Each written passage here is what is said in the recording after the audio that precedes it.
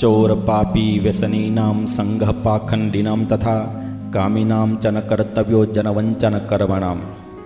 મહારાજ શિક્ષાપત્રીના 26મા શ્લોકની સમાપ્તિ કરી અને 27મો શ્લોક તેને લગતા કહે છે કે મારા જે આશ્રિતો હોય તેમણે ચોર, પાપી, વ્યસની, પાખંડી, કામી તથા છેતરપિંડીનું કર્મ કરનારા આ 6 પ્રકારના મનુષ્યોનો ક્યારે પણ સંગ કરવો નહીં.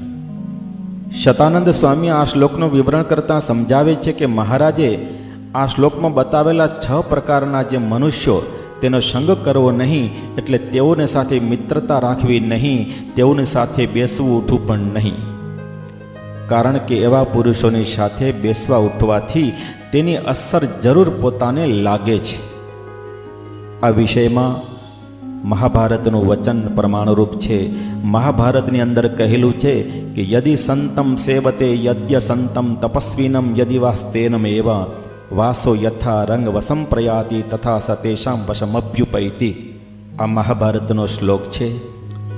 આ શ્લોકનો એવો અભિપ્રાય છે, પુરુષ જો સંતને સેવે તો એ સંત સરખો થાય છે, જો અસંતને સેવે તો એ પુરુષ અસંત થઈ જાય છે, જો તપસ્વીને સેવે તો પુરુષ તપસ્વી બને છે, અને જો ચોરનું સેવન કરવામાં આવે તો પોતે ચોર થઈ જાય છે.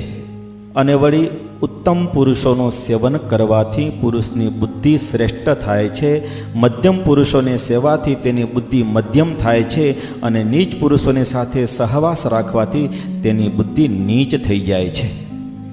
જેમ સફેદ વસ્ત્ર હોય એ સફેદ વસ્ત્રને જેવા રંગમાં પલાળીએ તેવા રંગના વશપણાને એ જરૂર પામે છે, તેમ જેમનું સેવન કરે તેની અસર જરૂર લાગે છે. સ્કંદ પુરાણને વિશે વાસુદેવ મહાત્માની અંદર પણ કહેલું છે, યાદૃશામ યસ્ય સંગ સ્યાત શાસ્ત્રાણામ વા નૃણામપી બુદ્ધિ સ્યાત તાદૃશી તસ્ય કાર્યો અતો નાસતામ હિ સહ.